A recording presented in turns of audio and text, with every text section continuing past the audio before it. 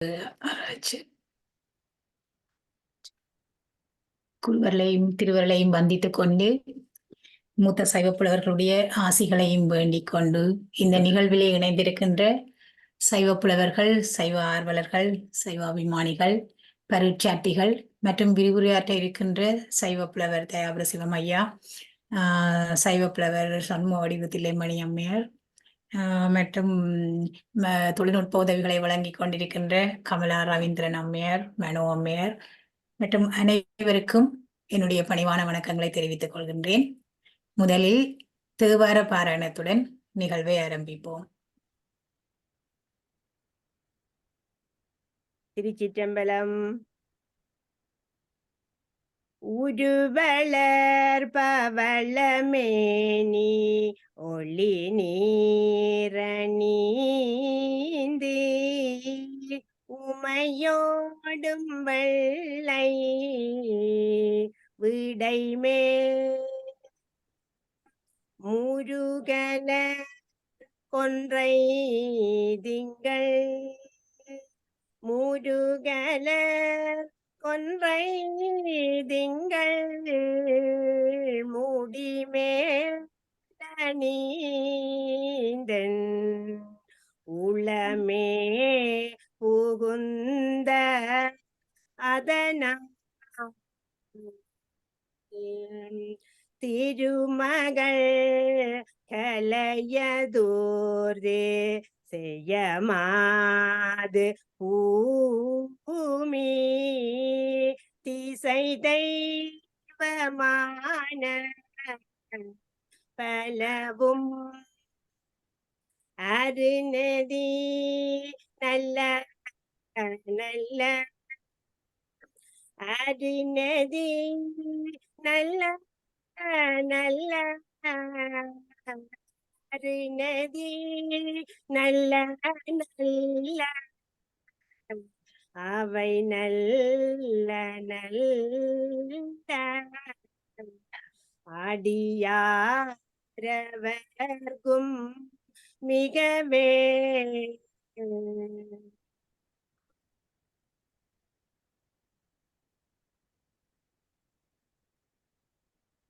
தென்னிலாமலர்ந்த வேணியாயுந்தன்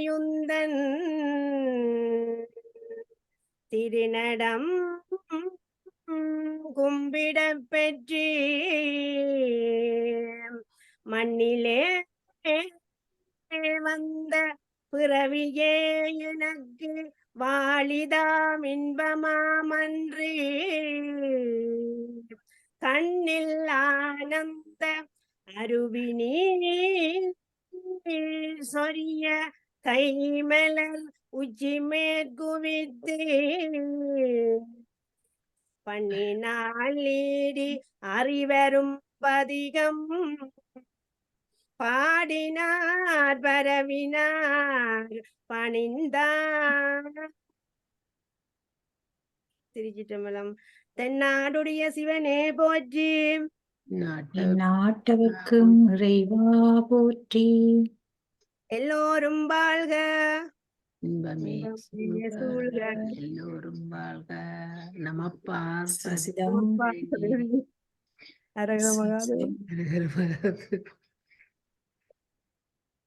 சிற்றம்பலம். நன்றி நன்றி.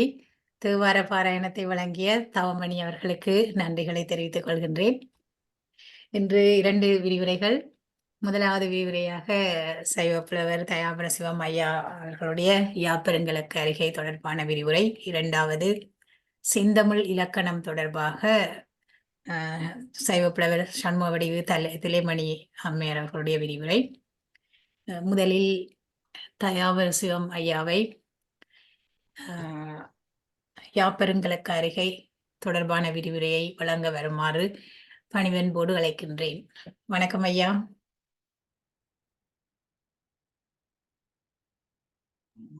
வணக்கம்.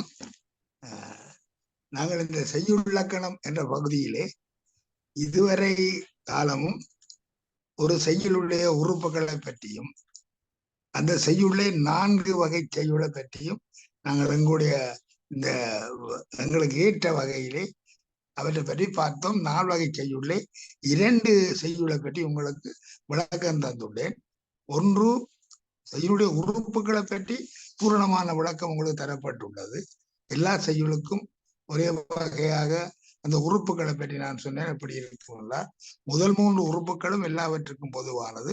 அடுத்து வர 3 உறுப்புகளும் சற்று வேறுபடும் என்பதையும் உங்களுக்கு விளக்கமாக சொன்னேன். முதல் 3 உறுப்புகள் எல்லாம் எழுத்து, அசை, சீர் இவை 3ம் எல்லா செய்யுளுக்கும் பொதுவானவை.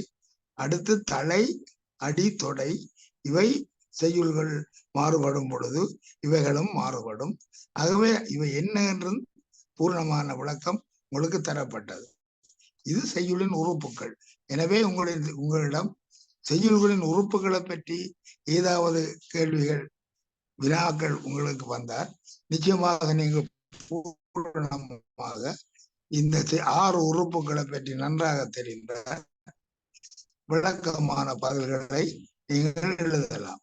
அடுத்து செய்யுள்கள் 4 வகை என்று உங்களுக்கு குறிப்பிட்டிருந்தேன். எங்களுடைய இந்த 4 செய்யுள், ஒன்று பற்றியும், 3வது வஞ்சிப்பாவை பற்றியும், 4வது கலிப்பாவை பற்றியும் உங்களுக்கு கூறியிருந்தேன். இவற்றிலே ஆசிரியப்பா, வெண்பா ஆகிய 2ஐயும் உங்களுக்கு எவ்வித இடர்பாடும் இல்லாமல் நீங்களும் அந்த பாக்களை ஆக்கக்கூடியவாறு அவற்றுக்குரிய உரிய விளக்கங்களை தந்து அந்த பாக்கள் எல்லாம் எவ்வளவு முக்கியத்துவம் பெறுகின்றது என்பதை பற்றியும் குறிப்பிட்டிருந்தேன். ஆசிரியப்பா உங்களுக்கு நல்ல உதாரணத்துக்கு நாங்கள் அகவல் பாக்களே திருவாசகத்தில் இருக்கிற அகவலை பற்றி எல்லாம் குறிப்பிட்டிருந்தேன். அடுத்து இந்த வெண்பா நிச்சயமாக எங்களுக்கு தேவைப்படுகின்ற வெண்பா, திதி நிர்ணய வெண்பா என்பதை பற்றியும் அது எப்படி வெண்பாவுக்குரிய லக்கணங்களை பற்றியும் உங்களுக்கு குறிப்பிட்டிருந்தேன். அடுத்து இவை பற்றிய நாங்கள் படிக்கின்ற பாடத்திலே எங்களுடைய இந்த எல்லைக்குள்ளே பாக்களும் பாவினங்களும் பேசப்படுகிறது. உங்களுக்கு தெரிந்த 4 பாக்களுடைய பாவினங்கள் 3 இருக்கிறது என்பதையும் உங்களுக்கு குறிப்பிட்டிருந்தேன். தாளிசை, துறை, விருத்தம். ஆகவே இந்த 4 பாக்களோடு இந்த 3 இந்த பாவினங்கள் 3ம் சேர்ந்தால் உங்களுக்கு தெரியும். அதாவது ஆசிரிய பாவிலே ஆசிரிய தாளிசை, ஆசிரிய துறை, ஆசிரிய விருத்தம் என்று வரும். அதோட வெண்பாவிலே வெண் தாளிசை, வெளி விருத்தம், அதாவது வெண் தாளிசை என்றெல்லாம் வரும். அதை பற்றி எல்லாம் பூர்ணமாக உங்களுக்கு எப்படி மாறுபடுகிறது, என்ன மாதிரி இருக்க வேண்டும் என்பது பற்றி எல்லாம் உங்களுக்கு குறிப்பிட்டிருந்தேன். பொதுவாக நாங்கள் இப்பொழுது இந்த மற்ற பாக்களை விட இந்த 2 பாக்களையும் நாங்கள் எல்லோரும் கையாளுகின்றோம். இலக்கியங்களிலே தான் மற்ற பாக்களை பற்றி விவரமாக சொல்லப்படுகிறது. அது மட்டுமல்ல, சில புலவர்கள் மற்ற பாக்களையும் தொட்டு பாடியிருக்கிறார்கள். அவை பற்றியெல்லாம் நீங்கள் தெரிந்திருக்க வேண்டும் என்பதற்காகவே அந்த பாக்களை பற்றியும் உங்களுக்கு குறிப்பிட்டிருந்தேன். ஆகவே இந்த ஆசிரியப்பா, வெண்பா, வஞ்சிப்பா, கலிப்பா 4ஐயும் நீங்கள் விளக்கமாக தெரிந்து கொண்டால்தான் இந்த செய்யுள் இலக்கணத்தை முற்றாக அறிந்ததாக கருதப்படுவீர்கள். ஆகவே இது எவ்வளவு முக்கியமானது என்பதை பற்றியும் சொல்லியிருந்தேன். பழைய காலத்திலே பாடப்பட்ட பாடல்கள் எல்லாம் நிறைய ஆசிரியப்பாக்கள் இருக்கிறது. அதாவது இதை ஆசிரியப்பாவை நிறைய பாடியிருக்கார்கள். அந்த ஆசிரியப்பாவை, இந்த ஆசிரியப்பாவிலே உங்களுக்கு தெரியும், அந்த அதாவது சொல்லுவார்கள், எங்களுடைய நமச்சிவாய அதாவது எங்களுடைய திருவாசகத்திலே, அதாவது அந்த ஆசிரியப்பாவை அகவல் என்றும் அழைப்பார்கள். அந்த அகவலை, அதாவது போற்றி திருவர்கள், கீட்டி திருவர்கள், திருகண்ட பகுதி என்றெல்லாம் மணிவாசக பெருமானாரே இந்த ஆசிரியப்பா பற்றி தன்னுடைய அந்த திருவாசகத்திலே முதல் பாடிய 4 பாடலிலே 3 பாடல்கள் இந்த ஆசிரியப்பாவுக்காக இடம் கொடுத்திருக்கிறார். அதே போல எங்களுடைய இந்த நீங்கள் பார்த்திருக்கலாம், விநாயகர் அகவல் இருக்கிறது, அதுவும் ஆசிரியப்பாவை ஆக்கப்பட்டது. அதே போல கந்த சஷ்டி கவசம், இப்படி பெரிய நூல்கள் எல்லாம் இந்த ஆசிரியப்பாவிலே ஆக்கப்பட்டிருக்கிறது. ஆகவே நாங்களும் ஆசிரியப்பாவை படிக்க தெரிந்து பாட தெரிந்திருந்தால் நிச்சயமாக இறைவனுடைய பேரிலே நிறைய ஆசிரியப்பாக்களை அகவல்களை பாடலாம். இந்த அகவல் பாக்கள் இன்னும் ஒன்றுக்கு பயன்படுத்தப்படுகிறது. அதாவது ஒருவருடைய வாழ்த்து கூட ஆசிரியர் பாவில பாடுகிறார்கள். கல்வெட்டை கூட ஆசிரியர் பாவில தான் நாங்கள் பாடுவோம். கல்வெட்டு என்றால் அவருடைய வாழ்க்கை வரலாறு. ஒருவர் இறந்தபின் அவருடைய திதியை குறிப்பதற்காக திதி நிர்ணய வெண்பாவை பாடுவோம். அவருடைய வாழ்க்கை வரலாற்றை குறிப்பதற்காக அகவல் ஒன்று பாடுவோம், ஆசிரியப்பா ஒன்று பாடுவோம். அப்படி அவருடைய வாழ்க்கையை நாங்கள் ஒரு 100 அடிகளுக்குள்ளேயோ 150 அடிகளுக்கோ 200 அடிகளுக்கோ அவர் எங்கு பிறந்தார், எங்கு வாழ்ந்தார், எப்படி கல்வி கற்றார், எந்த பாடசாலை கல்வி கற்றார், எப்போது திருமணம், இதெல்லாம் நாங்கள் ஆசிரியப்பாவிலே சேர்த்து கொண்டே போகலாம். அவர் பிறந்த இடம், வாழ்ந்த இடம், அவர் படித்த பாடசாலைகள், அவருடைய திருமணம், குழந்தைகள், இப்படி நீளமாகவே அந்த ஆசிரியப்பா பாடாது அவருடைய கல்வெட்டு என்று சொல்லி இப்ப எங்களுடைய இலங்கையிலே அப்படி ஒரு வழக்கம் இருக்கிறது. ஒருவர் இறந்தால் அவருக்கு ஒரு திதி நிர்ணயம் வெண்பா அவருடைய வரலாற்றை குறிப்பதற்காக கல்வெட்டு பாடுவார்கள். அது முழுவ ஆசிரியப்பா என்பதை பற்றியும் குறிப்பிட்டிருந்தேன். ஆகவே நீங்கள் எல்லோரும் ஆசிரியப்பா பாட தெரிந்திருப்பீர்கள் என்று நான் நம்புகின்றேன். வேறு ஒன்றும் அல்ல, திரும்ப திரும்ப உங்களுக்கு நான் சொல்லுவேன், ஆசிரியப்பாவிலே தேமா புளிமா கருவிளம் கூகுளம் என்ற இந்த 4 சீர்களை கொண்டு பாடுவதற்கு. ஆகவே தேமா என்றால் நான் வாய்ப்பாட்டத்தை உங்களுக்கு ஞாபகப்படுத்துகிறேன். புலவர்கள் நேரசை திணியசை என்று சொல்லுவதில்லை. அது தங்களுடைய அந்த வாய்ப்பாட்டிலே சொல்லிக் கொள்வார்கள். தேமாவன்னா நேரசை, மாவன்னா நேரசை. அப்ப நேர் என்பதை தேமாக என்றும், அதாவது புலிமா என்றும், புலி என்றால் நிறையசை 2 எழுத்து, மா புலசை.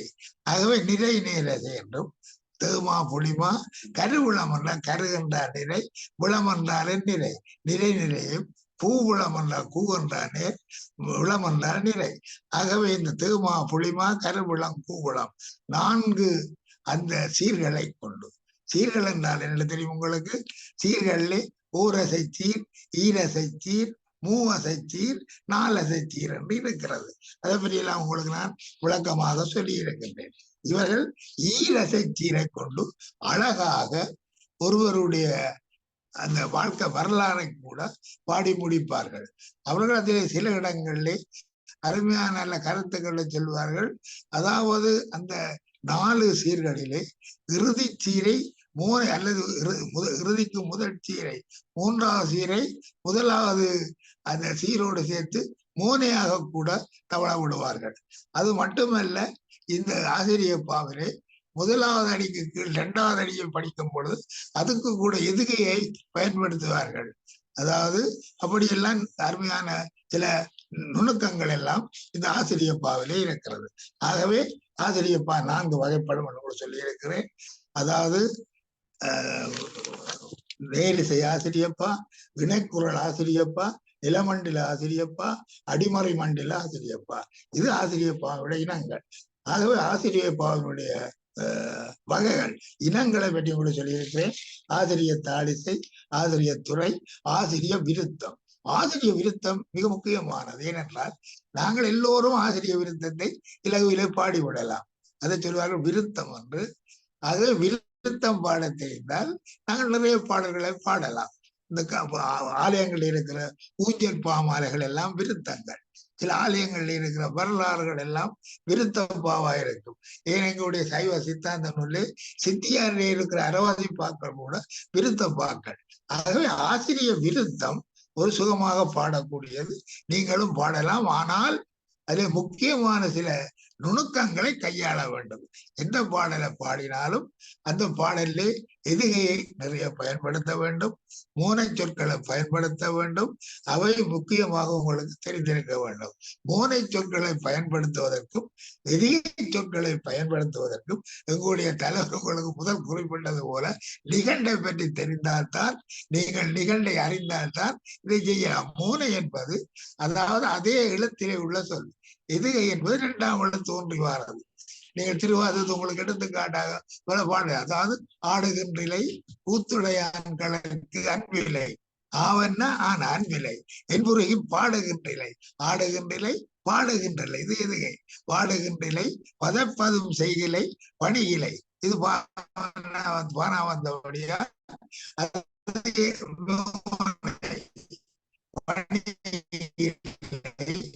பாதமலர் பாதமலரும்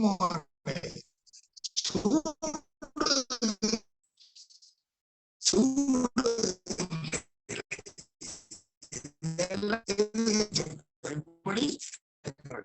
உங்களுக்கு அதிலே உள்ளாங்க மணிவாதகம் பெருமான் தான் பல வகையான பாடல் எதிரை சொற்களையும் மூலச் சொற்களையும் அதுக்கு நல்ல உதாரணமாக நான் ஒரு பாடலை சொல்லுவேன். பண் சுமந்த பாடல் பரிசு படைத்தருளும் பெண் சுமந்த பாகத்தன் பொம்மான் பெருந்துரையான் வெண் சுமந்த கீர்த்தி வியன்மண்டல தீசன் கண் சுமந்த நெற்றி கடவுள் கலிமதுரை மண் சுமந்த கூறி கொண்டு அக்கோவால் மொத்துண்டு புன் சுமந்த பொன்மேனி வாழதுங்காய். இப்படி அதாவது பால் நினைந்தூட்டும் தாயினும் சால பரிந்தினி பாவியேனுடைய ஊரினை உருக்கி உள்ளொளி பெருக்கி இப்படியெல்லாம் மணிவாத பெருமாளுடைய திருவாதம் ஒவ்வொன்றிலும் எதுகை மோனை அருமையாக தெரியும். ஆகவே அது மட்டுமல்ல, அந்த பாடல் இந்த பாக்களை எந்த வகை என்பதையும் மணிவாச பெருமான் சொல்லுகின்றார். ஆகவே நாங்கள் உங்களுக்கு குறிப்பிட்டது போல முதல் 4 பாடல்ல சிவபுராணம் தவிர மற்ற 3ம் அகவலை சேர்ந்தது என்பதை பற்றி உங்களுக்கு சொல்லியிருந்தேன். இதே அருமையான ஒரு அகவல் போற்றி திருவகள் சுலகமானது.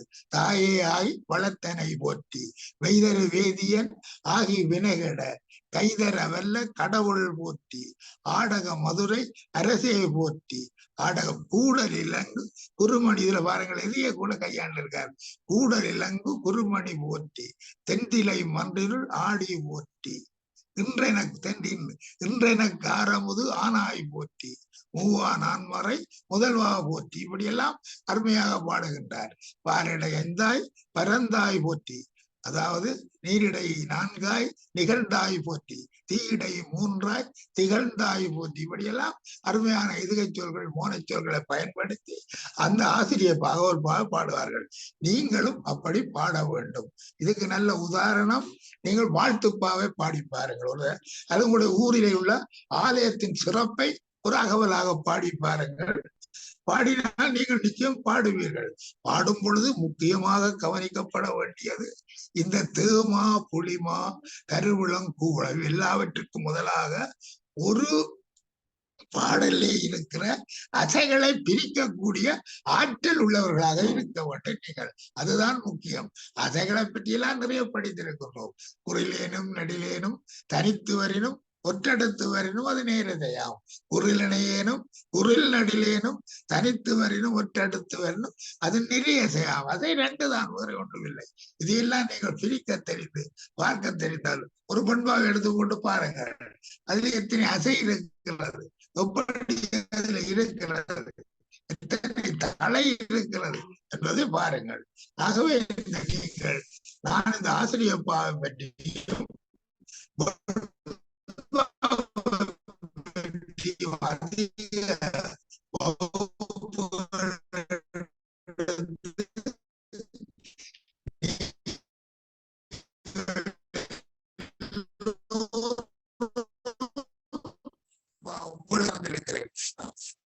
மிக முக்கியமான பாடுகிறோம். இஷ்டப்படி பார்ப்பதற்கும் இந்த விரிவுரையிலே வெளியிருக்கிறேன். அதாவது திதி, அதாவது ஒன்று அவரவம் அல்லது கிருஷ்ண பக்கம் சுக்ல பக்கம் என்று சொல்லுவார்கள், பூர்வ பக்கம் அபர பக்கம் என்று சொல்லுவார்கள்.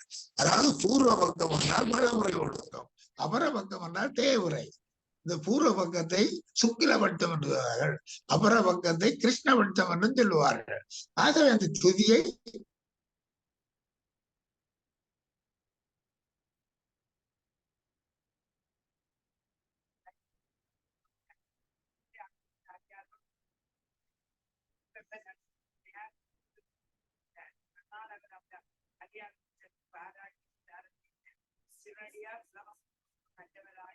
சத்தம் வேற இல்ல ஒரு திருட்டு. ஆனந்தியம்மா ஓம் கேட்கல தான் சொல்லுவோம்.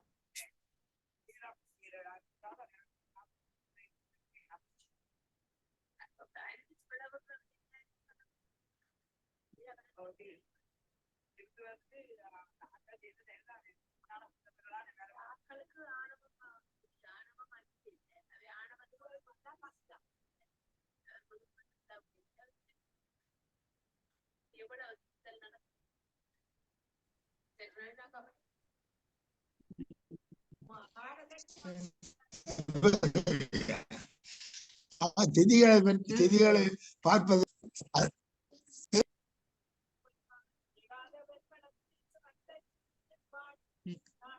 கேக்குதாமா? ஓ விக்கி விக்கி வருது ஐயா, விட்டு விட்டு தான் வருது. தெரியுமா? அப்ப திதிகளை பார்ப்பதை பற்றியும் எடுத்து சொல்லி இருந்தேன். அடுத்து நாங்கள் இந்த 4 பாக்களிலே முதல் 2 பாவை பற்றியும் நிறைய படித்து விட்டோம். ஆனால் மற்ற பாக்களை பற்றியும் சிறிது அறிந்து கொள்ள வேண்டும். எங்களுக்கு இன்னும் 2 அல்லது 3 வகுப்புகள் தான் இருக்கிறது நினைக்கிறேன். 2 வகுப்புகள் தான் எடுக்கக்கூடியதாக இருக்கும் என்று நினைக்கிறேன். அதிலே நான் சென்ற வகுப்பிலே உங்களுக்கு வஞ்சிப்பாவை பற்றி சொல்லியிருந்தேன். வஞ்சிப்பா அதாவது அகபற்பா அல்லது ஆசிரியப்பா, அடுத்து வெண்பா, 3வது வஞ்சிப்பா. வஞ்சிப்பா வேறு ஒன்றும் இல்லை, சிறு வித்தியாசம். ஏனென்றால் நாங்கள் இந்த தலைகளை படிக்கும் பொழுது இந்த தலைகளை பிரித்து படித்திருந்தோம். நாங்கள் ஆசிரியர் தலை என்றால் என்ன, நேரொன்றாசிரியர் தலை என்றால் என்ன, நிறையொன்றாசிரியர் தலை என்றால் என்ன என்று பார்த்தோம். அதே போல வெண்பாவிலே பார்த்தோம். அதாவது வெண்பாவிலே அதாவது வெண்சீர் வெண்தலை என்றால் என்ன, இயற்சீர் வெண்தலை என்றால் என்ன என்பதையும் பார்த்தோம். அதாவது இயற்சீர் வெண்தலை என்றால் திரும்பவும் ஞாபகப்படுத்துகிறேன், முதலாவது சீரிலே 2 அசை சீராக இருந்தால் அந்த சீரிலே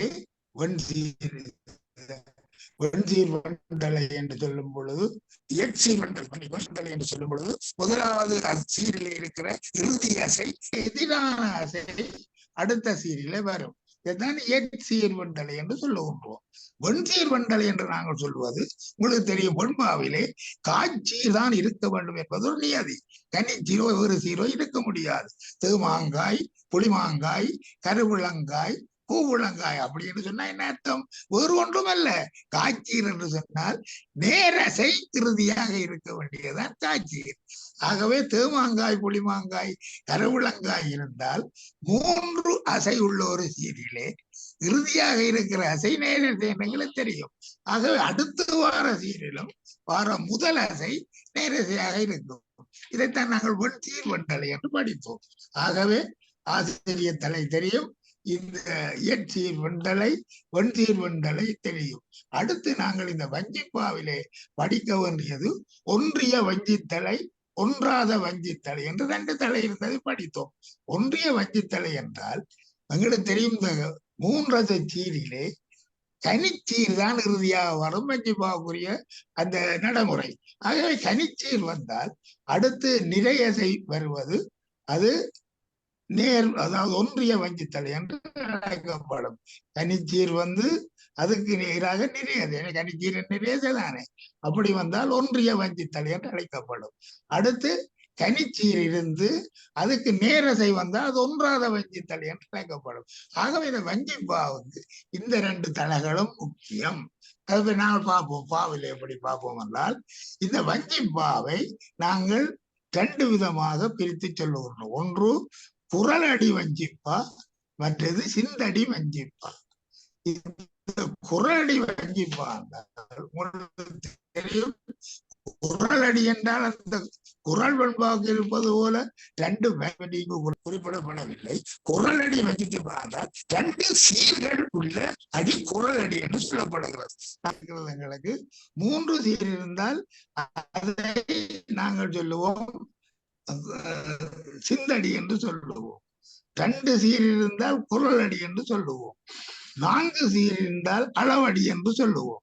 ஏன்னா நாங்கள் பாக்கள்ல படித்திருக்கிறோம், குரலடி என்றால் என்ன, சிந்தடி என்றால் என்ன, அளவடி என்றால் என்ன என்று படித்திருக்கின்றோம். ஆகவே அதே போல வலகடி, பகுரடை இப்படியெல்லாம் நிறைய நாங்கள் படித்திருக்கிறோம். ஆகவே இந்த குரலடி வஞ்சிப்பா என்றால் நிச்சயமாக 2 சீர்கள் இருக்கும். அந்த அந்த மூன்றாவது இருக்கும். ஆகவே இந்த ரெண்டு சீர்களும் ஒன்றுக்கொன்று பொருந்தும் பொழுது அடுத்து வாரதும் தனிச்சீராக துவங்கினால் அது ஒன்றிய வஞ்சித்தலை என்று சொல்லுவார்கள். இப்படி சிறு சிறு வித்தியாசம் தான். அடுத்தது சிந்தடி வஞ்சிப்பா என்றால் அதிலே 3 சீர்கள் இருக்கும். அது சிந்தடி வஞ்சிப்பா. ஆகவே வஞ்சித்தலை 2, அதாவது ஒன்றிய வஞ்சித்தலை, ஒன்றாத வஞ்சித்தலை என்று படித்தோம். ஆக வஞ்சிப்பாக்களும் 2 வகையானது. குரலடி வஞ்சிப்பா, சிந்தடி வஞ்சிப்பா. இதிலே தனிச்சுதான் இருக்கும், காட்சியில் இருக்கு. அதையும் பாருங்கள். குரலடி சிந்தடியாக வந்து வஞ்சிப்பாவின் பெரும்பாலும் தனிச்சீர்கள் மட்டுமே வரும்.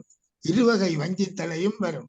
சிறுபான்மை புறசீர்கள் தலையும் வரலாம். அதை போய் நாங்கள் விடுவோம். அதை எங்களை இது சேர்ந்தால் களப்பட்டு விடும். அதை நீங்க நிச்சயமா வச்சுக் கொள்ளுங்கள்.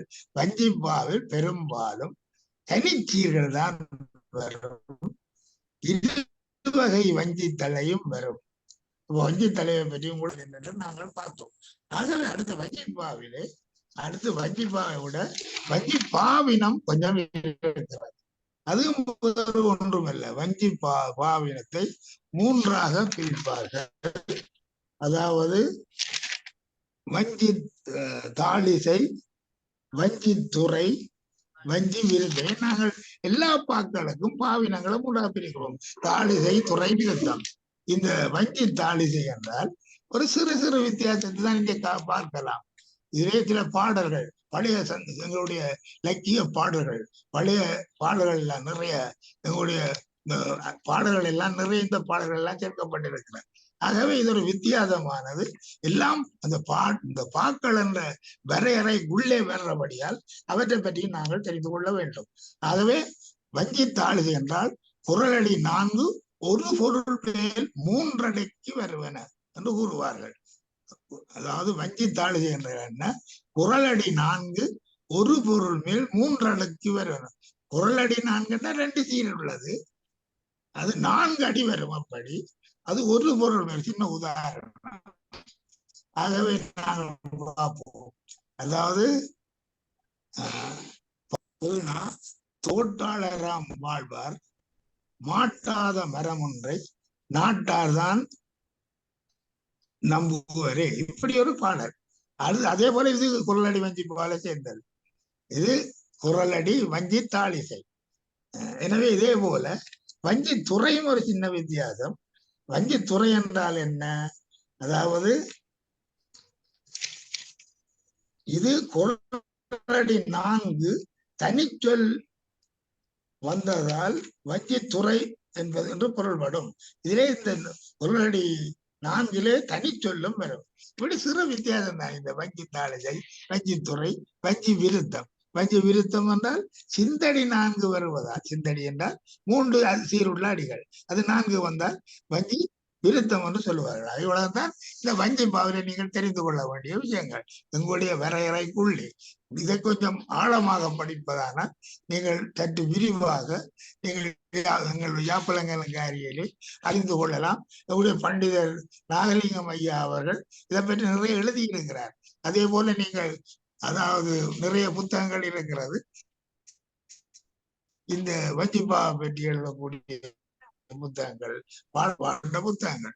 இந்த செய்யுள் இலக்கணத்திலே செய்யுளின் உறுப்புகளை பற்றி விரிவாக தெரிந்து கொண்டோம். செய்யுள் என்ற வகையிலே 4 பாக்களை பற்றி அறிந்து கொண்டோம். அதாவது ஆசிரியப்பா அல்லது அகவல், வெண்பா, அடுத்து வஞ்சிப்பா, அடுத்தது கலிப்பா. கலிப்பா என்ன நான் தொடவில்லை. கலிப்பா சற்று விளக்கமாக நீங்கள் அதே கூடிய கவனம் செலுத்தினால்தான் கலிப்பா பற்றி அறியலாம். ஏனென்றால் எங்களுடைய புலவர்கள் இந்த கலிப்பாவுல சில ஒரு முக்கியமான விஷயத்தை வச்சிருக்கார்கள். கட்டளை கலிப்பா, கட்டளை கலித்துறை. இந்த கட்டளை என்ற சொல்லு எழுத்தண்ணி பாட வேண்டும். இது புலவர்களுடைய அந்த புலமையை பற்றி எங்களுக்கு பகர்வதாக இருக்கும். அதுக்கான வழிமுறைகள்லாம் இருக்குது. எப்படி அது படி பாடலாம் என்பதெல்லாம் இருக்காது. அதுல வழிகளை சொல்லி தந்திருக்கிறார்கள். கட்டளை கலிப்பா எப்படி பாட வேண்டும், கட்டளை கலித்துறை எப்படி பாட வேண்டும், மணிவாசக பெருமான் பாடி இருக்கிறார் தன்னுடைய நூலிலே. ஆகவே நீங்கள் பார்க்கலாம் திருவாசகத்திலே இந்த கட்டளை கலிப்பா கட்டளை கலித்துறை எல்லாம் இருக்கிறது. அதை நீங்க சற்று விளக்கமாக பார்த்தா தெரியும். நாங்கள் அதை பற்றி அடுத்து வர்ற வகுப்பு 2 வகுப்பு இருக்கிறது. அந்த 2 வகுப்பிலும் அதை பற்றி நாங்கள் படிப்போம். இதுவரை படித்ததுகளை திரும்ப திரும்ப பார்ப்போம். இதுவரை 3 பாக்களை பற்றி உங்களுக்கு விளக்கமாக சொல்லி தந்திருக்கிறேன். இதிலே முதல் 2 பாக்களும் எல்லாரும் பயன்படுத்துகின்ற பாக்கள். ஆசிரிய பாசறை எல்லாரும் பயன்படுத்துகின்ற பாக்கள். வெண்பா பற்றி திரும்ப திரும்ப அது ஒரு சுத்தமான பாடல். வெண்பா வேறு ஒன்றுமல்ல. அந்த வெண்பாவிலே 2 தலை இருக்க வேண்டும். அதாவது இயற்சீர் வெண்தலை, வெண்சீர் வெண்தலை. இயற்சீர் என்றது அது இரு அசை உள்ள ஒரு சீருக்கு வர அடுத்து வார சீர் 2ம் எப்படி பொருந்துகிறது என்றதை பார்ப்பதுதான் அது இயற்சீர் வெண்தலை. அது அசை சீர் ஒன்று அடுத்து வார சீரோடு அப்படி பொருந்துகிறது. ஈரசை சீர் என்றால் 2 அசை மாறி மாறி வந்திருக்கு. வேண்டாம் தேமா புளிமா கருவுளம் கூவுளம் இந்த 4 மாறி மாறி வந்திருக்கலாம். தேமா என்றால் 2ம் நேரசையா இருக்கும். புளிமா என்றால் 1 நிறை நேராயிருக்கும். கருவுளம் என்றால் 2ம் நிறையாயிருக்கும். கூவுளம் என்றால் 1 நேர் நிறையாயிருக்கும். இப்படி ஈரசை சீர் மாச்சீர் அல்லது விளச்சீர் 2 வந்தால் ஒரு ஒரு ஒரு வரியிலே ஒரு அந்த இந்த 2 சீர் உள்ள 2 அசை உள்ள ஒரு சீர் வந்தால் எந்த அசை இறுதியாக இருக்கிறதோ அதற்கு எதிரான அசை மற்ற சீரில் வர வேண்டும். இதுதான் இயற்சீர் வெண்தலை. அதை மறந்துவிடக்கூடாது. அதே போல 3 அசை உள்ள சீர் நிபந்தனை குறிப்பிட்டிருக்கிறார்கள். வெண்பாவுக்கு காய்ச்சீர் தான் வரலாம் என்றால் நேரசையில் தான் அந்த சீர் முடிய வேண்டும். வெண்பாவில் வார ஒவ்வொரு சீரும் காய்ச்சீராக இருக்க வேண்டும் என்பது அடுத்த நிபந்தனை. மாச்சீராகவும் இருக்கலாம் அல்லது காய்ச்சீராகவும் இருக்கலாம். காய்ச்சீராக தனிச்சீர் வரக்கூடாது. நேரசையில் முடிந்தால் அடுத்த வார சீரில் உள்ள நேரசையாக இருக்கும். இது நாங்கள் வெண்பாவில் படித்தோம். திதி வெண்பா எழுதும் பொழுதெல்லாம் பார்த்தோம். நீங்கள் சின்ன நிறைய திதி வெண்பாக்கள் எழுதி பார்க்கலாம். ஒருத்தருடைய திதி எப்படி எழுத வேண்டும். அன்று ஒரு அம்மையார் என்னிடம் வினவினா இந்த பெயர் வரும் பொழுது எப்படி எழுதலாம். இன்னொரு வரியை கேட்டா ஆண்டு சோபகிருது என்று எழுதினார். என்ன மாதிரியாவது புணரலாம். அவ சுருக்கமான வடி சொன்னேன். ஆண்டு சோபகிருது என்று எழுதினார். அவன்னா என்னன்னா டூனா ஆண்டு சோபகிருது நிறைவேறி முடிந்த வருஷம் சோபகிருது. ஆகவே இந்த ஆண்டு சோபகிருது பிரித்து பார்த்தோம்னா அவன்னா என்னன்னா ஒரு அசை, டூனா ஒரு அசை. இது 2ம் நேரசை. ஆண்டு சோபகிருது 2 அதாவது தேமா. சோபகிருது என்றது சோபன்னாவும் நேரசை, பானாக்கீனா நிறையசை. சரியோ சோப சோவன்னா நேரசை, பானா சோப ஜூனா தூணா. ஆகவே இந்த எழுத்தை நாங்கள் பிரித்தால் இது நேரசை நிறையசை நிறையசை. ஆகவே இந்த ஆண்டை நாங்கள் சோபகிரு தூணாவை சேர்த்தால் அது அதை விளைந்து விடும். சோபகிரு என்றதை வைத்துக் கொண்டுதான் நாங்கள் பாடல் எழுத வேண்டும். இங்கு நாங்கள் எப்படி பொருத்தலாம் என்றால் ஆண்டு என்பது நேரசையில முடிந்தபடியா ஆண்டது சோபகிருது என்று மாற்றிவிட்டால் அது சரியாக பொருந்தும். ஆண்டது என்றால் ஆவன்னா நேரசை, தானா தூணா நிறையசை. அப்ப இது நேரசையும் நிறையசையும் உள்ள ஈரசை சீர். இதிலே நிறையசை இருந்தபடியா சோவன்னா நேரசையா மாறிவிட்டது. அதாவது சோபகிரு தூணா. சோவன்னா பானா, அதாவது சோவன்னா ஒரு அசை, பானா என்ன சோப சோபகி தூணா சேர்க்கலாம். தூணாவை சேர்த்தா அது நிறைய போடும். வெண்பாவில நிறைய வந்தால் இது காய்ச்சீரா இருக்காது. தூணாவை அடுத்த சீருக்கு கொண்டு போகணும். இப்படி தங்களுடைய மூளையை பயன்படுத்தி இந்த பாடல்களை எல்லாம் எழுதலாம். இது வெறும் ஒன்றுமில்லை. நீங்கள் கட்டித்தனமாக சிந்தித்தால் இதெல்லாம் பாடல் எழுதலாம். அண்மையிலே எனக்கு ஒரு நிறைய பாடல்கள் எழுத சொல்லி திதிவெண்பாக்கெல்லாம் எழுத கேட்பார்கள். அதை நாங்கள் நுணுக்கமான சில வழிகளை கையாண்டுதான் இந்த வெண்பாக்களை எல்லாம் எழுதுகிறோம். ஆகவே இதில் எல்லாம் சில அசைகளை நாங்கள் கவனமாக பிரிக்க வேண்டும். உதாரணத்தை பாருங்கள், ஆண்டு விய நல் ஆவணி அப்படி நாங்கள் அந்த எழுத்துக்களை மாதங்களை பிரித்து இந்த அசைகளை பிரித்து அந்த பாடல்களை எழுதலாம். நான் அன்று உங்களுக்கு ஒரு இது தந்தேன், ஒருவருடைய சிறந்த திதி தந்தேன், அதுக்கு எழுத சொல்லி நீங்க எழுதி பார்த்தால் நிச்சயம், அதாவது அப்படி எழுதி பார்த்தால் அந்த அதை நாங்கள் உள்ள பிள்ளை சரியை உங்களுக்கு நாங்கள் சொல்லலாம். அவங்களோட மூளையை பயன்படுத்தி இந்த எழுத்துக்களை பிரிக்கிறதுக்கு நீங்கள் பயன்படுத்தலாம். இதால் என்னுடைய நண்பர் ஒருத்தர் கனடாவில் இருந்தார், அவரும் சோபகிருதாண்டில் இருந்தவர். அவர் சோபகிருதாண்டு நான் எப்படி எழுதிக்கிறேன், அவருக்கு சீர்மவும் சோபகிரு தாண்டுகிற கார்த்திகையில், இதுல சீர்மவும் ஒரு சீர், மேவும் என்பது ஒரு சீர், சோபகிரு என்றது இன்னொரு சீர். அது ஆவண்ணாடுனா தாண்டு நற்கார்த்திகை என்றது ஒரு சீர், கார்த்திகை எடுத்த சீர். இப்ப இந்த இடத்தை பொருத்துவதற்காக, இந்த சோபகிருத ஆண்டு கார்த்திகை மாதத்தை பொருத்துவதற்காக அப்படி பொருத்தி இருக்கிறோம். சேரவர பக்த சதுர்த்தியில் பார்நேத்து அண்ணல் ராஜலிங்கம் ஆண்டவன் பாதம் நன்றி நான் இன்பமுடன் உடைய திறமையிலே தனக்கு தண்ணி இருக்கிறது. நீங்கள் இந்த ஐயா சொன்னது போல நிகழ்ந்து சொற்கள் உங்களோட நிறைய இருந்தது. அவ்வாறு சொல்வார்கள், குற்றம் என்ற சொல்லுக்காக புலவர்கள் தாசு ஆசு மாசு கூசு என்றெல்லாம் சொல்ல பயன்படுத்துவார்கள். இப்ப சூரியன் என்றால் ஞாயிறு என்று சொல்லுவார்கள், பருத்தி என்று சொல்லுவார்கள், இப்படி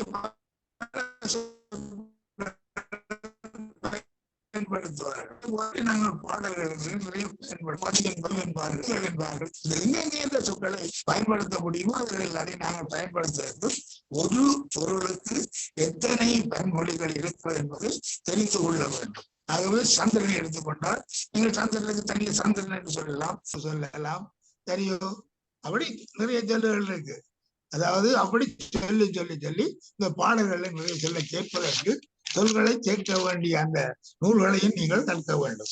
எனவே அன்புள்ளங்களே, நாங்கள் இதுவரை இந்த எங்களுடைய செய்யுள் இலக்கணத்திலே ஒரு செய்யுள் உறுப்புகளை பற்றி நிறைய படித்திருக்கின்றோம்.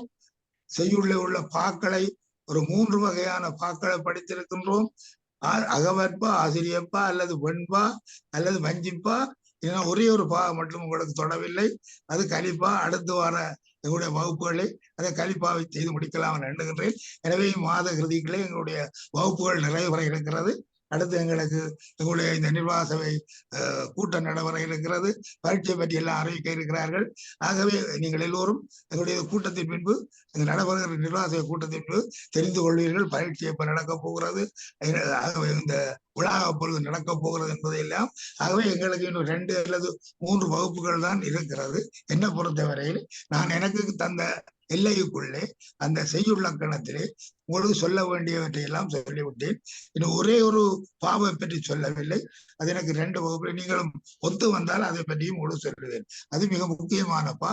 நீங்கள் இவற்றையெல்லாம் தெரிந்தால்தான் அதை பற்றி படிக்கலாம். கலிப்பா, அதாவது கலிப்பா மிக முக்கியமானது. அந்த கலிப்பா பற்றி படிப்பதற்கு சில நுணுக்கங்கள் அதுக்குள்ள இருக்கிறது. அந்த நுணுக்கங்களை நாங்கள் தெரிந்து கொள்வதற்கு அடுத்து வர வகுப்புகளை நான் அதை பயன்படுத்தலாம் என்று எண்ணுகின்றேன். எனவே இதுவரை நீங்கள் ஆசிரியப்பா, வெண்பா, வஞ்சிப்பா பற்றி படித்தீர்கள். வெண்பா நிறைய நீங்க எழுதத்தான் வெண்பா பரிச்சயமாகும். வெண்பாவில சில இடங்களை பிரிக்கலாம், சில பேர்களை மட்டும் பிரிக்க முடியாம போனாலும் திடீர்னு வெண்பாவிலே அந்த பேரை கூட வேறு மாதிரி கொண்டு புணர்த்தி நீங்கள் அடுத்து வர சீர்களோடு சேர்க்கலாம். அது நீங்க எழுதத்தான் கைப்படிந்து வரும். அதாவது சித்திரமும் கைப்பழக்கம், செந்தமிழ் நாப்பழக்கம் என்று சொல்வார்கள். அதே போல இந்த பாக்கள் எழுதி நீங்கள் பயிற்றப்பட்டாதான் அந்த பா எழுதுற தன்மை. எல்லோருக்கும் திறமை இருக்கிறது. நான் எவரையும் திறமையற்றவர் நினைக்கவில்லை. ஏன்னா இந்த இதனுடைய பழங்கால இலக்கியத்திலே பெருமை சேர்த்தவைதான் இந்த மரபு கவிதைகள். மரபு கவிதை கட்டாயம் தெரிந்தால்தான் நாங்கள் எல்லாத்தையும் அறிந்து கொள்ளலாம். மரபு கவிதை புலவர்கள் பாடி பாடி தந்திருக்கிறார்கள். எத்தனையோ பிரபல எத்தனை விஷயங்களை எல்லாம் பாடியிருக்கிறார்கள். எத்தனையோ அருமையான கருத்துக்களை உள்ளே புகுத்தி இருக்கிறார்கள். நான் உங்களுக்கு முதல் சொன்னேன், செய்யுளிலே அந்த செய்யுளுக்கு ஒரு லக்கணம் இருக்கிறது, அதில் முதல் பார்ப்பார்கள். அடுத்து செய்யுள்ளே இருக்கிற பொது கருத்தை பார்ப்பார்கள். மூன்றாவது செய்யுள்ளே இருக்கிற உட்கருத்தை பார்ப்பார்கள்.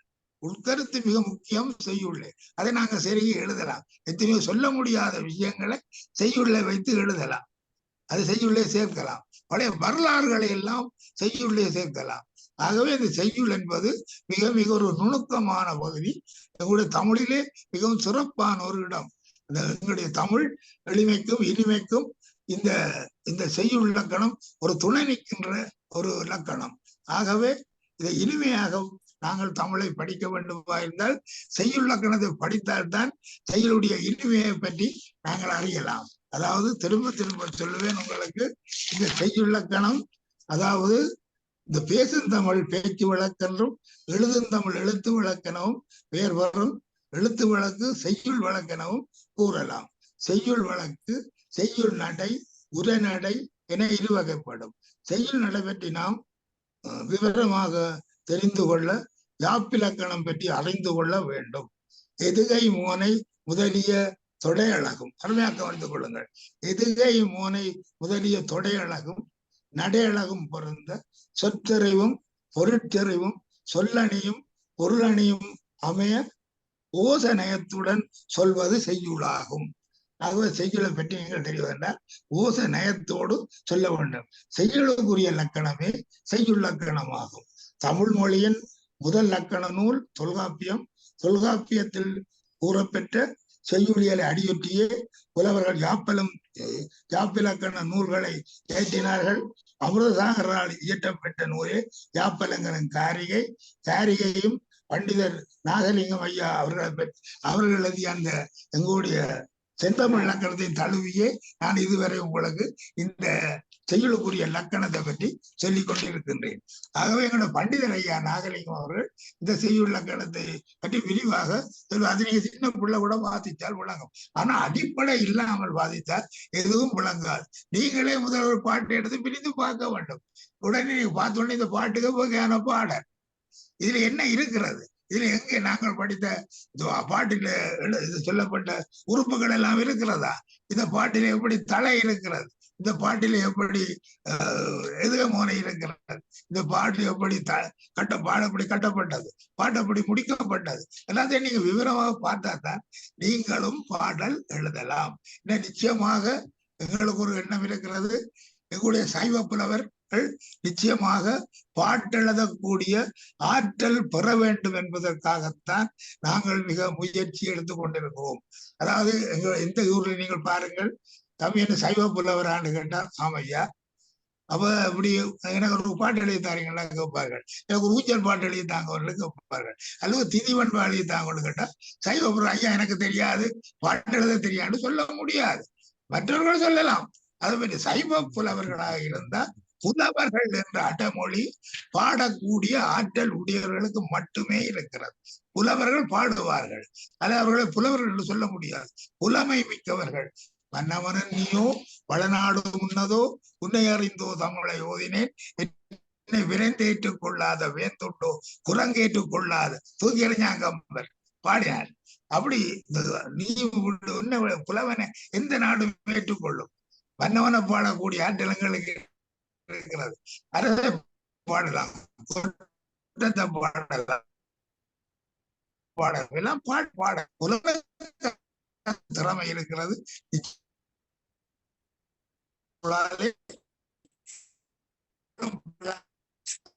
நாங்கள் வேண்டிக் கொள்ளுகிறோம். பாட முடியாது. அந்த பாடினால் அந்த இறைவனை போழ்ந்து பாட வேண்டும், அவருடைய சக்தியை பாட வேண்டும், அந்த ஆலயம் எப்படி அமைக்கப்பட்டது என்பதை பாட வேண்டும், அந்த ஆலய வரலாறை நீங்கள் சேர்த்து பாடலாம். சில ஊஞ்சல் பாமாலைகள் அப்படித்தான் பாடப்பட்டுள்ளது. ஆகவே பழைய வரலாறுகளை அந்த ஊஞ்சல் பாமாலையில் இருக்கு. யாரால் ஆகவே அப்படி அறிந்து கொண்டுதான் இந்த செய்ய நிச்சயம் நீங்கள் இப்படியான ஆற்றல் பெறுவீர்கள். ஆகவே ஊஞ்சல் பாமாலை எல்லாம் கொண்டுமல்ல, அது ஒரு விருத்த பாமாலை, ஒரு ஒழுங்குமுறை இருக்கிறது. அதாவது சொல்லுவார்கள் காப்பு வெண்பா, அது வெண்பாவிலும் பாடலாம், அது காப்பு விருத்தத்திலும் பாடலாம். ஆகவே உதாரணத்துக்கு எங்களுடைய பண்டிதர் சாவி பஞ்சாச்சரம் ஐயாவுடைய பிரியாவுடையிலே ஒரு வாழ்த்து பாட சொன்னார்கள். ஆகவே நான் பார்த்தேன், அவருக்கு ஒரு வெண்பாவை பாடுவோம் என்று சீர் ஊத்த இடுவை சென்ன வித்தகன் என்று தொடங்கி ஒரு அருமையான வெண்பாவை பாடி அவருடைய வாழ்க்கை வரலாறு பாடினேன். அந்த நீங்க பாடக்கூடிய ஆற்றில் வந்த உடனே இதையும் வெண்பாவை முதல் பாடித்தான் பாடுவார்கள். அப்படி ஒரு வழக்கம் இருக்கிறது. ஆனால் இந்த ஊஞ்சல் பாமாலையில அப்படி இல்லை. நீங்க வெண்பாதான் பாட வேண்டும் அல்ல, நீங்கள் அது அந்த ஊஞ்சல் பாமாலையிலே விருத்தமாக பாடலாம். ஆனா விநாயகருக்கு வணக்கம் சொல்லி நீங்க பாடுற வழக்கம் இருக்கிறது. காப்பு விநாயகருக்கு வணக்கம் இருக்கும்.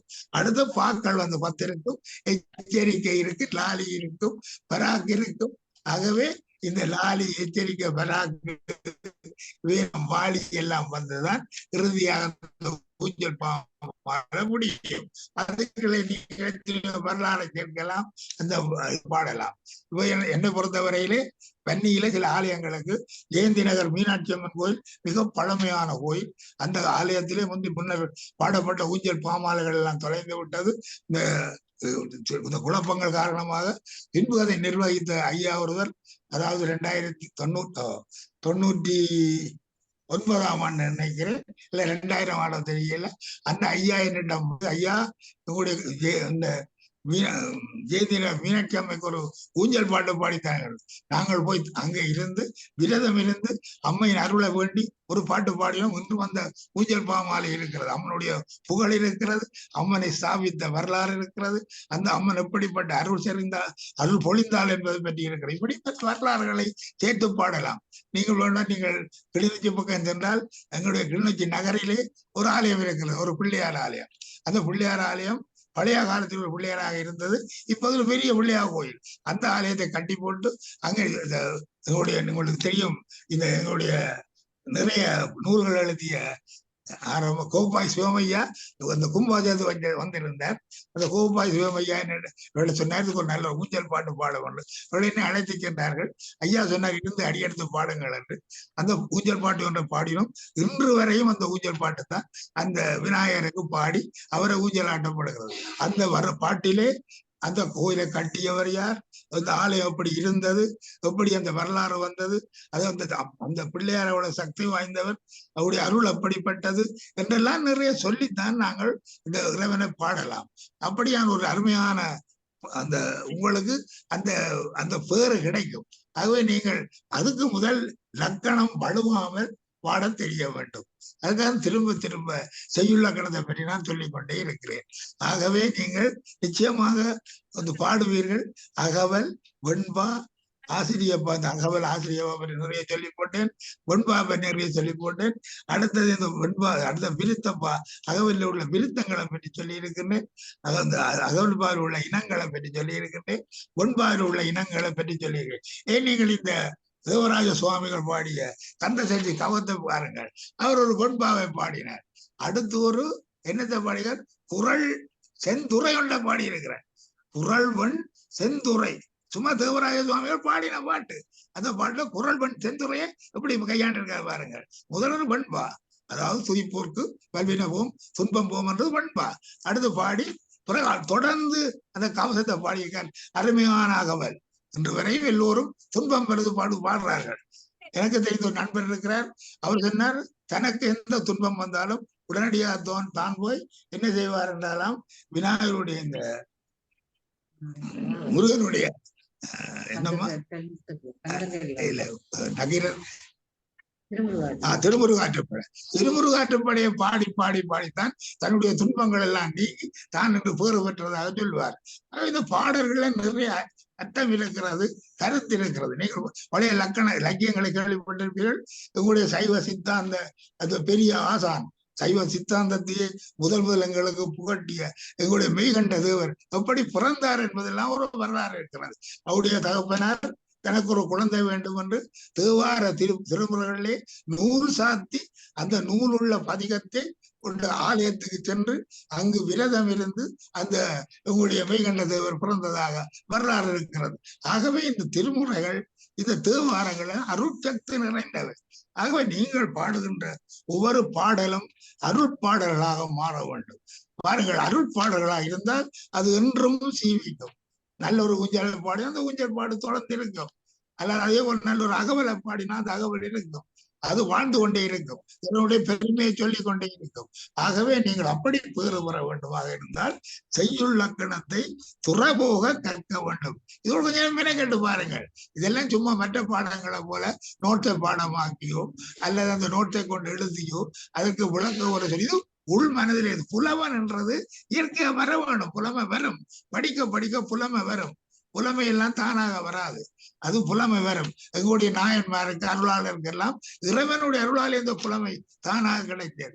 அதாவது எங்களுடைய குமரகுரு அடிகள் ஆலய அர்ச்சகர் விபூதியை கொண்டு பூ என்று ஊதின அந்த அது உதட்டு அசைவிலே பூ என்ற சொல்ல வைத்து பூமாவும் புத்தகளும் அருமையாக பாடினார் கந்தர் கலிவன் பாவை. அப்படியெல்லாம் புலவர்கள் பாடுவார்கள். எங்களுடைய வரலாறிலே நிறைய இருக்கிறது. எங்களுடைய ஞான சம்பந்தர் அந்த அம்மை பால் கொடுத்த எல்லாத்தையும் கலந்து கொடுத்தபடியா தோளுடைய சிவன் எத்தனையோ விஷயங்களை அந்த ஒரு தேவாரத்திலே நீங்கள் சைவ புலவர்கள் பின்ன விளக்கமாக படிப்பீர்கள். அந்த ஒரு தேவாரத்திலே எத்தனையோ விஷயங்கள் இருக்கிறது. ஞான சம்பந்தருடைய கிரிகன்று சொல்லப்பட்டிருக்கிறது. இறைவனுடைய ஐந்தொழி சொல்லப்பட்டிருக்கிறது. இறைவனுடைய அர்த்தநாரீஸ்வரம் வடிவம் சொல்லப்பட்டிருக்கிறது. இப்படியெல்லாம் எத்தனையோ விஷயங்கள் அந்த சிறு குழந்தை பாடுகிறார். அதே போலதான் சுந்தரமூர்த்தி நாயனார் சித்தாபுர சூடி என்று பாடினார். பார்த்தா ஏற்று பாட்டாக தெரியும். அது என்ன தன்மை இருக்கிறது பாருங்க. சித்தாபுர சூடி பெருமானே அருளாளா அவருடைய நெறி எத்தால் மறவாதே நினைக்கின்றேன் மனதுன்னை அவருடைய அந்த பாடலே இருக்கிறது. ஆக சுந்தரர் ஒரு யோக நெறியில் வாழ்ந்தார் என்பதை எத்தால் மறவாதே நினைக்கின்றேன் மனதுன்னை இறைவனை மனதில் நினைக்கிறதான் யோகம். ஆக அப்படியான ஒரு தன்மை அந்த பாடல இருக்கிறது. இப்படித்தான் எங்களுடைய நீங்களும் ஒரு இறைவனை பாடினார். அந்த பாடலில் அர்த்தம் நிறைய இருக்க வேண்டும். இறைவன் அருள் உங்களுக்கு தருவார். ஆகவே இவருக்கு எங்களுடைய சேக்கிழார் பெருமானுக்கு அருமையா அடி எடுத்து கொடுத்தான். உலகெல்லாம் உணர்ந்து ஓதற்கரியவன். நிறைய பேர் பிள்ளையா படிக்கணும். அது வருத்தத்துக்குரியது. உலகெல்லாம் உணர்ந்து ஓதுதற்கரியவன் என்று படிக்கிறார்கள். உலகெல்லாம் உணர்ந்து ஓதற்கரியவன். அந்த ஓதலும் ஓதுதலும் உங்களுடைய செய்யுள்ளங்கள் நிறைய வித்தியாசம் உள்ள இரு சீர்கள். ஆகவே உணர்ந்து ஓதற்கரியவன் இவரால் அப்படி ஒரு அரியவன் என்ற தன்மையெல்லாம் எழுத்தை எண்ணி பாடி இருக்கிறார் சேக்கிழார் பெருமான். ஆக ஓராண்டுகள் அந்த பாடலை பாடி அதை அந்த அரசன் சோழ மன்னன் தன்னுடைய இந்த குதிரையில வைத்து பவனி கொண்டு வந்து அந்த பாடலை அரங்கேற்றிருக்காங்க. அவ்வளவு சிறப்பான பாடல். அப்படியெல்லாம் அர்த்தமுள்ள பாடல்கள் நிறைய இருக்கிறது. ஆகவே இந்த பாடல்களும் அந்த வரிசையில தான் இந்த செய்யுளை பற்றி நாங்கள் அறிந்தால்தான் செய்யுளுடைய தன்மையை பற்றி அறியலாம். ஆகவே நீங்கள் எல்லோரும் நிச்சயமாக இந்த பாடக்கூடிய ஆற்றல் பெறுவீர்கள் நினைத்து எல்லாம் வல்ல இறைவன் அந்த அருளை உங்களுக்கு தருவான் என்று வேண்டி நீங்களும் இந்த செய்யுள்ள கணத்தை துறபோக கல்லுங்கள். கடைசி அகவல் வெண்பா பாடவாதல் அறிந்து கொள்ளுங்கள். அப்படி பாட முடியாட்டால் பாடக்கூடிய பிழை இருந்தால் முதல் பிழை விடுவது எரர் இஸ் ஹியூமன் என்று சொல்வார்கள் ஆங்கிலத்தில். பிழை விடுவது மனித இயற்கை. பகுதி டிவைன். மன்னிப்பது மனித பண்பு. ஆகவே ஒரு பிழை இருந்தால் அது கொண்டு வாருங்கள். அது தெரிந்து கொள்ளும். பிழை விடுவது எல்லாருடைய இயற்கையும் தான். அது பிழை இருந்தால் நாங்கள் திருத்தி படிப்போம். படித்து நீங்களும் புலவர்களாக வர வேண்டும் என வேண்டி இன்னும் 2 வகுப்புகள் மட்டும்தான் நான் உங்களுக்கு எடுப்பேன். அந்த 2 வகுப்புகளிலே உங்களுக்கு நிச்சயமாக இந்த கலிப்பாவை பற்றி சிறிது சொல்லி கலிப்பாவுடைய விரிவுகளை பற்றி எல்லாம் சொல்லி அந்த கட்டளை கலிப்பா பற்றி ஒரு சில வரிகள் சொல்லி கட்டளை கலித்துறையை பற்றியும் சொல்லி உங்களோட விடைபெறுவேன். ஆகவே இவர் இந்த முதல் செய்த இத்தனை பாக்களையும் பாவினங்களையும் திரும்ப திரும்ப படித்து பாருங்களால் முடியும். இதுல முடியாத பொருள் அல்ல. இது உங்களுக்கு புது பாடமாக இருக்கிறபடியா சற்று புரியாமல் இருக்கலாம். படிக்க இதெல்லாம் சாதாரண பாடலா. எழுத எழுத தண்டுபாடு இந்த ஆற்றல் வரும். இறைவன் நிச்சயமா உங்களுக்கு புலமையை தருவான் என்று கேட்டு நீங்கள் சைவ புலவர்கள் என்றபடியா புலவர்கள் என்ற சொல்லுக்கு எப்பொழுதும் அருகதைய உடையவர்களாக இருக்க வேண்டும் என்று வேண்டி உங்களுக்கு விடைபெறுகின்றேன். நன்றி, வணக்கம். நன்றி, நன்றி, பெரிய நன்றி ஐயா. நீங்க இவ்வளவு ஆர்வத்தோடும் எல்லோரும் சைவ புலவர்களாக வர வேண்டும், இன்னும் புலமை மிக்கவர்களாக வர வேண்டும், செய்யுள் இலக்கணத்திலே திறமை மிக்கவர்களாக வர வேண்டும், செய்யுள் இயற்றக்கூடிய ஆற்றலுள்ளவர்களாக வர வேண்டும் என்று அவ்வளவு ஆர்வத்தோடும் ஆதங்கத்தோடும் கற்பித்தீர்கள். அது மட்டுமில்லை, அது எல்லோருக்கும் ஆசீர்வாதமாக அமையும். நன்றி, மிகுந்த நன்றி. சைவ புலவர் சங்கத்தின் சார்பிலும் பயன்பெற்ற அனைவரின் சார்பிலும் மிகுந்த நன்றிகளை தெரிவித்துக் கொள்கிறேன். நன்றி. நன்றி அம்மா.